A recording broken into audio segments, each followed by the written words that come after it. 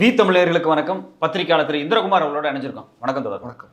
திடீர்னு investigative journalist பூனா அகர்வால் 140 தொகுதிகளில் இவிஎம்ல பிரச்சனை இருக்குது அப்படின்னு ஒரு டீட்டெயிலான ரிப்போர்ட்டை போட்டிருக்காங்க. என்ன நடந்திருக்கு தொடர்? இல்லை, இது நம்ம தேர்தலுக்கு முன்னாடி இருந்தே பேசிக்கிட்டு இருக்கிற ஒரு விஷயம். ஆமாம். 2019 பேசிகிட்டு இருக்கிற ஒரு விஷயம்.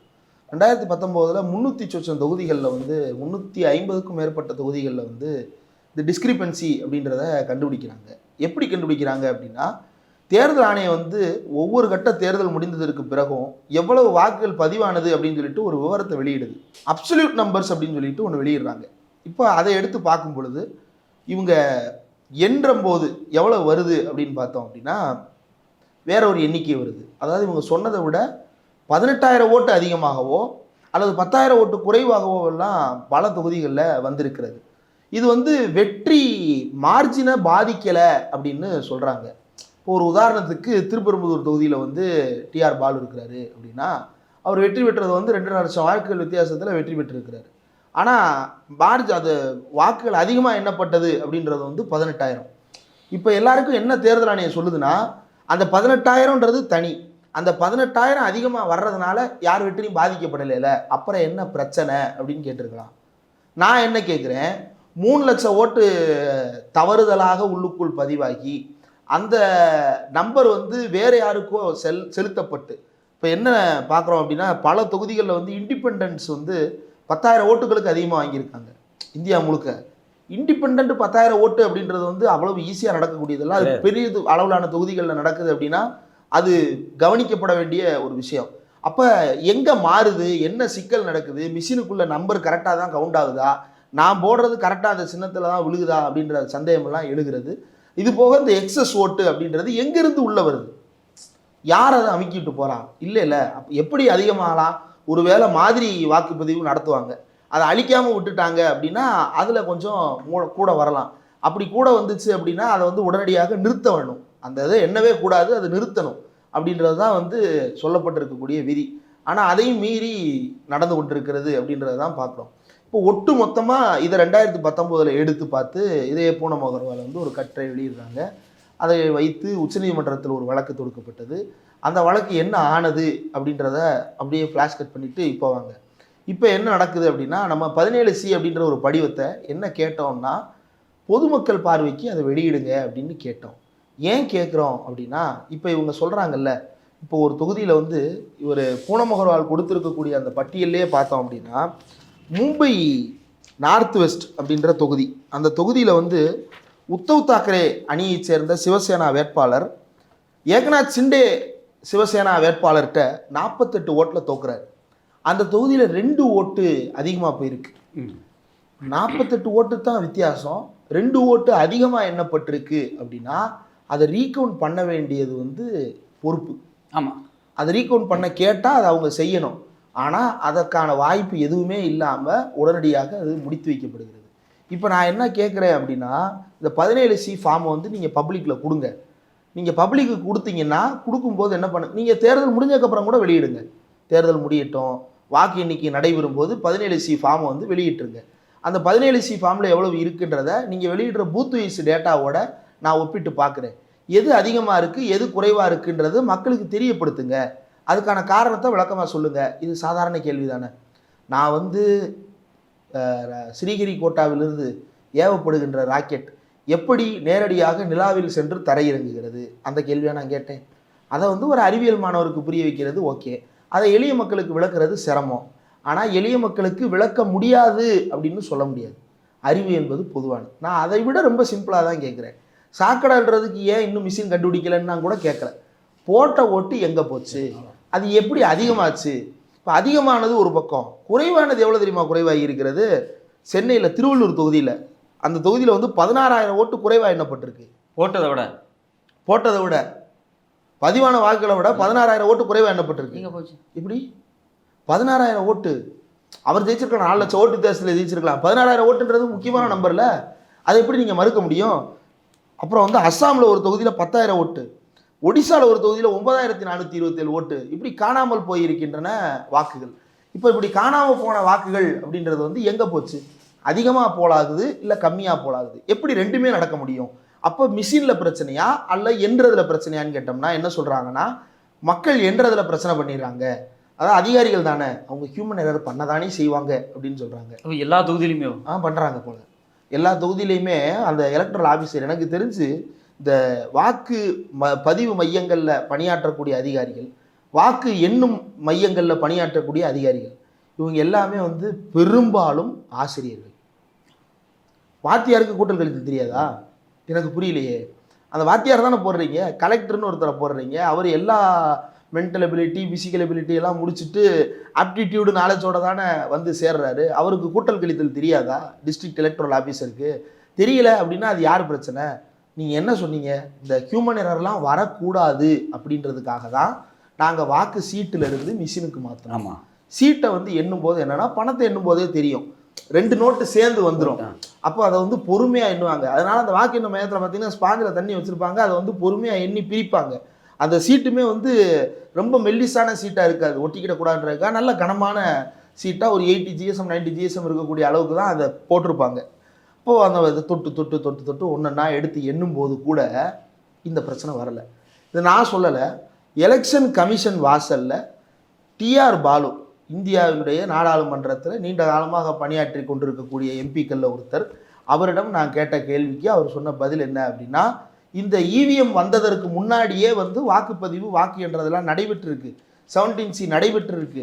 இந்த டிஸ்கிரிப்பன்சி அப்படின்றத நீங்கள் அப்போ கண்டுபிடிச்சிருக்கீங்களா அப்படின்னு கேட்டால், அப்போல்லாம் இப்படி வந்ததே கிடையாது அப்படின்றார். ஏதாவது ஒரு பெட்டியில் சந்தேகம்னா அந்த பெட்டியை திருப்பி எண்ணுவோம், அப்படி திருப்பி எண்ணி சந்தேகத்தை நிவர்த்தி பண்ணுவோம்னு சொன்னாரே தவிர வித்தியாசம் வந்ததில்லை அப்படின்றாரு. ஆனால் இந்த மிஷின் போட்டதற்கு பிறகு பல சதவீதங்கள் வந்து அதிகமாகவும் பல சதவீதங்கள் குறைவாகவும் மாறுகிறது. என்னுடைய கேள்வி, ஒரு ஓட்டு போட்டால் கூட அது சரியாக போய் சேர வேண்டும். ஏன் அப்படின்னா, என் தலையெழுத்தையே தீர்மானிக்கின்ற தேர்தல் இந்த தேர்தல். அந்த தேர்தலில் என்னுடைய வாக்கு நான் யாருக்கு செலுத்தினேனோ அவருக்குத்தான் போனது அப்படின்றத கண்டுபிடிக்கணும். ஒன்றும் இல்லை, பேங்க்கில் வந்து பரிவர்த்தனைகள் மேற்கொள்கிறோம். இப்போ சத்யராஜ் அப்படின்ற கணக்கு இருக்கு, வந்து இந்திரகுமார்ன்ற கணக்கிலிருந்து நான் வந்து 100 ரூபா அனுப்புகிறேன் அப்படின்னா அது சத்யராஜுக்கு தானே போகணும். ஆமாம், இல்லை 99 ரூபா போயிடுச்சு, 1 ரூபா வேற ஒருத்தருக்கு போயிடுச்சு, அது எப்படி போகும்? என்னங்க, ஒருத்தருக்கு போகணும்னு நான் செலுத்துறேன்னா அது அவருக்கு தான் போகணும். அப்போ சத்யராஜுக்கு போய் சேர வேண்டிய 100 ரூபாயில் 1 ரூபா போகலைன்றதுக்கான அமைதியாயிட முடியாது. அந்த 1 ரூபாய் ஏன் போய் சேரலைன்னு கேட்குறது என்னுடைய உரிமை. ஏன்னா அது ஏன் பணம். பணத்துக்கு அது ஏன் பணம்னு நான் சண்டை போட உரிமை இருக்கும்போது, ஓட்டுக்கு அது ஏன் ஓட்டான்னு சண்டை போடுற உரிமை எனக்கு கிடையாது அப்படின்னா இது என்ன மாதிரியான ஜனநாயகம்? நாங்கள் செலுத்திய வாக்கு நாங்கள் யாருக்கு செலுத்தினோமோ அவர்களுக்குத்தான் போனது என்பதை நாங்கள் தெரிந்து கொள்வதற்கான ஒரு வழிமுறை உள்ள இல்லைன்னா இது என்ன மாதிரியான ஜனநாயகம்? இதைத்தான் பூனம் அவர்களுடைய கட்டுரை எழுப்புகிறது. ரொம்ப அடிப்படையாக அவர் எழுப்பி இருக்கக்கூடிய கேள்விகளில் இன்னொரு தொகுதி ஒன்று, ஜெய்ப்பூர் ரூரல் அப்படின்னு ஒரு தொகுதி. அந்த தொகுதியில் என்ன ஆகுது அப்படின்னா, 852 ஓட்டுக்கள் பதிவான வாக்குகளை விட கம்மியாக எண்ணப்பட்டிருக்கு. பதிவான வாக்குகளை விட 852 ஓட்டை குறைவாக எண்ணியிருக்காங்க. அப்போ 852 ஓட்டு எங்கே போச்சு அப்படின்ற கேள்வி வருது. சரி, அந்த தொகுதியில் பிஜேபி வேட்பாளர் எவ்வளவு மார்ஜினில் ஜெயிச்சாருன்னு எடுத்தோம்னா 1615, கிட்டத்தட்ட 50%. 50% வாக்குகள் எண்ணப்படலை. எங்கே போச்சு? மிஷினில் காணோம் அப்படின்னா எப்படி காணாமல் போச்சு அப்படின்ற கேள்வி வருது. இப்படி பல தொகுதிகளில் இந்த சிக்கல்கள் வருது. இதுக்கு வந்து உத்தரப்பிரதேசத்தை சேர்ந்த எலக்ட்ரல் ஆஃபீஸர் வந்து ஒரு பதில் சொல்லியிருக்கிறார். சீஃப் எலக்ட்ரல் ஆஃபீஸர் ஒரு பதில் சொல்லியிருக்கிறார். என்ன சொல்கிறாருன்னா, ப்ரிசைடிங் ஆஃபீஸர் வந்து மார்க் போல் டேட்டாவை எரேஸ் பண்ணாமல் விட்டுட்டாரு அப்படின்னா இந்த கோளாறு வரலாம். அதே போல் 17Cக்கும் இதுக்கும் இடையில மிஸ்மேட்ச் வந்துச்சுன்னா அது என்ன படாமல் இருக்கலாம். அப்போ சொல்லு, இந்த சீரியல் நம்பர் இருக்கிற பெட்டியை நாங்கள் இன்னும் எண்ணலை, அதனால் இது கம்மியாக இருக்குன்னு சொல்லு. சொல்லலை அப்படின்னா அந்த ஓட்டு காணாமல் போனதாக தானே கருதப்படும். அது எப்படி காணாமல் போச்சு? பேஷண்ட் இருக்கிறாரு, ஆனால் பேஷண்ட் 2 கிட்னியை காணோம், இன்னொரு பேஷண்ட்டுக்கு 3 கிட்னி இருக்குது. இது புரியல. ஒரு பேஷண்ட்டுக்கு 2 கிட்னினா 2 கிட்னி தான். ஒருத்தருக்கு ஒரு கிட்னியை காணோம், இன்னொருத்தருக்கு ஒரு கிட்னி எக்ஸ்ட்ரா இருக்குது அப்படின்னா அதை நிவர்த்தி பண்ண வேண்டியது அந்த மருத்துவரின் கடமை இல்லையா? அப்போ தேர்தல் ஆணையம் அதை நிவர்த்தி பண்ணணும்ல, வெளிப்படையாக சொல்லணும்ல. இவர் என்ன சொல்கிறாரு? இவர் சொல்கிற கணக்கின்படி பார்த்தோம்னா இவங்கள்ட்ட தரவுகள் இருக்குது. சீஃப் எலக்ட்ரல் ஆஃபீஸர் என்ன சொல்கிறாரு? நிறுத்துவதற்கான காரணங்களை சொல்கிறாரு, ஒரு சில பெட்டிகளை எண்ணாமல் விடுவதற்கான காரணங்களை சொல்கிறாரு. அப்படி ஒரு சில பெட்டிகளை மட்டும் எண்ணாமல் விடுவதற்கு தேர்தல் ஆணைய விதிகள் இடம் கொடுக்கிறதா? அப்போ உத்தரப்பிரதேச எலக்ட்ரல் ஆஃபீஸர் எப்படி அந்த பதிலை சொல்ல போச்சு? உத்தரப்பிரதேச எலக்ட்ரல் ஆஃபீஸர் சொன்னது சரியா தப்பான்றத தலைமை தேர்தல் ஆணையர் வந்து தெளிவுபடுத்துவாரா மாட்டாரா? இவ்வளவுதான் சிம்பிளான கொஸ்டின்ஸ். இது எதுக்குமே பதில் இல்லை அப்படின்றதுதான் பிரச்சனை. இப்போ நம்ம கட் பண்ணி நிப்பாட்டினோம் 2019. இப்போ பதில் இல்லைன்னு நிப்பாட்டுறோம்ல. இதுக்கு தான் நம்ம என்ன செஞ்சோம் அப்படின்னா 17C வெளியே கொடுன்னு கேட்டோம். கேட்டப்ப என்ன சொன்னாங்க? மக்களுக்கு புரியாதுன்னாங்க. என்ன நினச்சிக்கிட்டு இருக்காங்க நம்மளை பற்றி? படிப்பறிவே இல்லாத ஒரு ஊரில் மக்கள் ஓட்டு போடணுன்றதுக்காக சின்னங்களை அறிமுகப்படுத்தி வீடு வீடுக்கு போய் தேர்தல்னா என்ன, அவர் உங்களுக்காக என்ன செய்வார் அப்படின்னு அன்னைக்கு இருந்த கணிசமான அரசாங்க அதிகாரிகளை வைத்து கொண்டு நாடு முழுக்க பிரச்சாரம் பண்ணி, அதாவது என்ன பிரச்சாரம்? தேர்தல் ஆணையம் ஓட்டு போடுங்கன்னு பிரச்சாரம் பண்ணி ஓட்டு போட வச்சு ஒரு எலெக்ஷனை நடத்துகிறாங்க. அந்த எலெக்ஷனை நடத்துகிற ஆஃபீஸர் பேர் சீஃப் எலெக்ஷன் கமிஷனருக்கு பேர் வந்து என்ன அப்படின்னா சுகுமார் சென். அந்த சுகுமார் சென்னை உலகின் பல நாடுகள் கூப்பிட்டு எங்களுக்கு தேர்தல் நடத்தி கொடுங்கள்னு கூப்பிட்டாங்க. ஏன் கூப்பிட்டாங்க? இந்த ஆஃபீஸர் கரெக்டாக இந்த போலிங்கை நடத்தி இருக்கிறாரு. இந்தியா பின்தங்கிய நாடுன்னு நினச்சோம், 50% பேரை ஓட்டு போட வச்சுட்டாரு. அப்போ அவருக்கு வந்து இந்த எலெக்ஷனை எப்படி நடத்தணும்னு தெரிஞ்சிருக்கு. படிப்பறிவு இல்லாத ஊரில் இவ்வளோ ஓட்டுப்பதிவு அவர் நடத்தி காட்டிட்டாரு அப்படின்ற ஒரு பெருமிதம் அவருக்கு போய் சேர்ந்தது. நீ என்ன சொல்கிற? மக்களுக்கு வந்து வெறும் ஓட்டுக்கும் போஸ்டல் ஓட்டுக்கும் வித்தியாசம் தெரியாதுன்ற. மக்களை பார்த்தா எப்படி தெரியுது? எனக்கு புரியலையே. போஸ்டல் ஓட்டு எத்தனைன்றதை அப்போ சொல்லு. போஸ்டல் ஓட்டு வந்து யாருக்கு போச்சுன்றதை நீ சொல்ல வேண்டாங்க. போஸ்டல் ஓட்டு எத்தனை வந்திருக்கு அப்படின்றது உங்களுக்கு தெரியும்ல. ஒரு தொகுதிக்கு எத்தனை போஸ்டல் ஓட்டு வந்து சேர்ந்துருக்குன்றது தெரியுமா தெரியாதா? போஸ்ட்டில் தானே வருது. அது வந்து கவரில் சீல் பண்ணி தானே வருது. மற்ற வாக்குகளை வீட்டுக்கு போய் வாங்கிட்டு தானே வர்றாங்க. வீட்டுக்கு போய் வாங்கினதை கூட விட்டுருங்க. எத்தனை அதிகாரிகள் வந்து இப்போ தபாலில் ஓட்டு போட்டிருக்கிறாங்க அப்படின்ற அந்த ஓட்டு எத்தனைன்றது கவரை என்னன்னா தெரிஞ்சிடும். பிரித்து என்ன வேண்டாம், கவரை எண்ணி சொல்லுங்கள். இத்தனை ஓட்டு போஸ்டல் ஓட்டு, இத்தனை ஓட்டு இவங்களுக்கு பதிவாகிருக்கிற ஓட்டு, அது மிஷினில் பதிவாகிருக்கிற ஓட்டு. இந்த ரெண்டையும் அவங்க வெளிப்படையாக கொடுத்துட்டாங்கன்னா சந்தேகம் தீர்ந்துருச்சு. இதை கொடுத்துட்டாங்கன்னா நம்ம வெரிஃபை பண்ணி பார்த்துக்கலாம். அதை கொடுக்க முடியாது.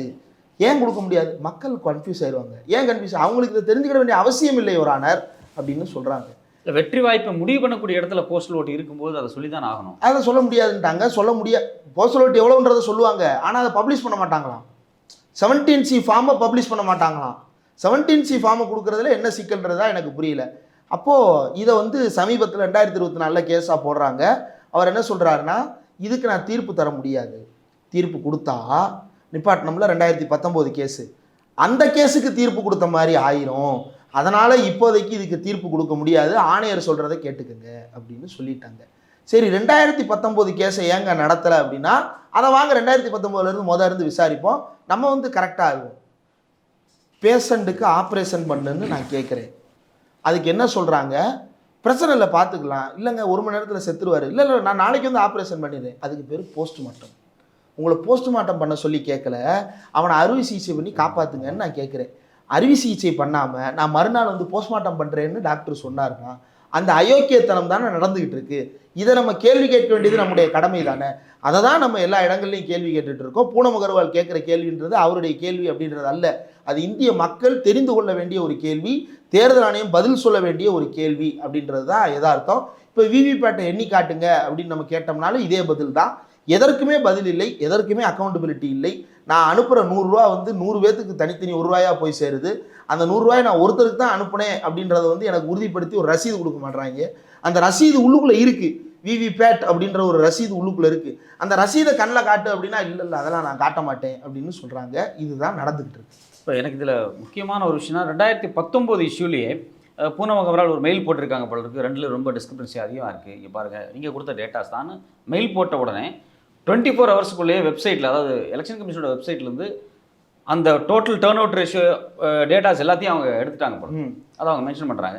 இது நமக்கு ஒரு பெரிய சந்தேகத்தை ஏற்படுத்துது. ரெண்டாவது, இந்த தேர்தலுக்கு அப்படியே வந்தோம்னா 6% ஓட்டு பிரச்சனை. 5 ஃபேஸ் வரைக்கும் இவங்க டேட்டாஸை கொடுக்க மறுத்து கடைசியில் சுப்ரீம் கோர்ட்டு போய் சண்டை போட்டு டேட்டாஸ் வந்துச்சு.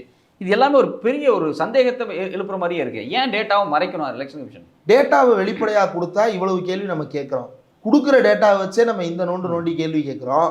இவனுங்களுக்கு உண்மையான டேட்டாவை கொடுத்துட்டோம்னா இவங்க உண்மையை கண்டுபிடிச்சிருவாங்கன்ற பயத்தில் தேர்தல் ஆணையம் இருக்கிறதா அப்படின்ற சந்தேகம் எனக்கு வருது. இதை வந்து நீ யார் 4-5 பேர் ஆன்லைனில் உட்காந்துக்கிட்டு கேள்வி கேட்டுட்டு இருக்கிறாங்க அப்படின்னு அல்ல. ஆமாம், இந்தியாவில் ஒருத்தன் கேள்வி கேட்டாலும் பதில் சொல்ல வேண்டிய கடமை இந்த ஜனநாயக நாட்டில் இருக்குது. நேற்று வந்து ஒரே ஒருத்தன் போட்ட நீட்டு கேஸில் தானே வந்து நீங்கள் எழுதுறீங்க 1500 பேருக்கு ரீ எக்ஸாம்னு. அந்த 1500 பேர் கேட்டானா உங்கள்கிட்ட? கேட்கல. ஒருத்தன் கேட்டான்னு சொல்லி தானே 1500 பேர் தலையெழுத்தை மாற்றுறீங்க. 20,000 பேர் கையெழுத்து போட்டான்னு சொல்லிட்டு 12 லட்சம் பேரோட தலையெழுத்தை மாத்துறீங்கல்ல. 20,000 பேர் பெட்டிஷன் போடுறான் நீட்டில் கிரேஸ் மார்க் கூடாது அப்படின்னு சொல்லிட்டு, அதை வழக்கை எடுத்து விசாரிக்க போறீங்க. அது எப்படி வெறும் 20,000 பேர் கேட்குறாங்கன்றதுக்காக 12 லட்சம் பேருடைய வாழ்க்கையை மாற்ற முடியுமா அப்படின்னு நீதிமன்றம் கேட்குமா? கேட்காதுல்ல. அப்போ 4-5 பேர் ஆன்லைனில் உட்காந்துக்கிட்டு கேள்வி கேட்டாலும் தேர்தல் ஆணையம் பதில் சொல்லணும். அந்த கேள்வி நியாயமாக இருக்குன்ற பட்சத்தில், நியாயமான கேள்விகளை கேட்கல அப்படின்னா அந்த கேள்வி நியாயமானது இல்லைன்றதை நிரூபித்து காட்டு. அது எதையுமே செய்யாமல் வாயை மூடிக்கொண்டும் கண்ணை மூடிக்கொண்டும் காதை மூடிக்கொண்டும் தேர்தல் ஆணையர்கள் உட்கார்ந்திருப்பார்களே ஆனால் இந்த அமைப்பின் மீது மக்கள் நம்பிக்கை இழக்க தொடங்கி விடுவார்கள். வெறுமனே மோகன் பகவத் சமீபத்தில் ஒன்று சொல்லியிருக்கிறாரு. என்னடா மோகன் பகவத்தை பற்றிலாம் பேசுகிறீங்க, அவர் பெரிய புரட்சியாளர் ஆகிட்டாரானா? அவர் அப்படிதான் சொல்லியிருக்கிறாரு. என்ன சொல்லியிருக்கிறாரு அப்படின்னா, நீ மக்களுக்கு சரியான விதத்தில் சில விஷயங்களை கொண்டு போய் சேர்க்கலை அப்படின்னா அவன் புரட்சியை நோக்கி நகர போயிடுவான். அது ஆபத்தை உருவாக்கிடும். அவனை அங்கிட்டு தள்ளி விட்டுறாத, அவனை இந்த மதவெறிக்குள்ளேயே வச்சிரு, ஆனால் அதை மதவெறின்னு உணராத அளவுக்கு அவனை வச்சுக்க, ரொம்ப ஓவராக போய் ஆடாத அப்படின்னு சொல்லிட்டு மோகன் பகவத் சொல்கிறாரு. இப்போ இது எதை நோக்கி நகர்த்துது? இந்த வாக்களிக்கும் முறையின் மீது மக்கள் நம்பிக்கையை இழந்தால் அது என்னத்தை ஏற்படுத்தும்? ஒரு பெருங்குழப்பத்தை ஏற்படுத்தும். அந்த பெருங்குழப்பம் எதற்கு எதிரானதாக மாறும்? இந்த ஜனநாயகத்துக்கே எதிரானதாக மாறும். அதாவது இவர்கள் நடத்தி கொண்டிருக்கின்ற இந்த ஜனநாயகத்திற்கே எதிரானதாக மாறும். அதனால் தாழ்மையோடு நான் கேட்டுக்கொள்கிறேன் இந்த தேர்தல் ஆணையர்களை, நீங்கள் காப்பாற்ற நினைக்கின்ற இந்த அதிகார வர்க்க ஜனநாயகத்தை காப்பாற்றுவதற்காக வேணும் இந்த தரவுகளை வெளிப்படையாக கொடுங்கள். அப்படி கொடுப்பதன் மூலமாக மக்களுக்கு ஒரு அமைதியை தாருங்கள். அந்த அமைதியை தவிர வேறு யாரும் கேட்கல. நாங்கள் அமைதியை கொடுங்கன்னு கேட்குறோம், அவன் ரெஸ்ட் இன் பீஸ்ன்னு சொல்கிறான். இதுதான் நம்ம கேட்குறதுக்கும் அவங்க சொல்கிறதுக்கும் இடையில இருக்கக்கூடிய வித்தியாசம். உங்கள் நேரத்துக்கு கருத்துக்கு ரொம்ப நன்றி.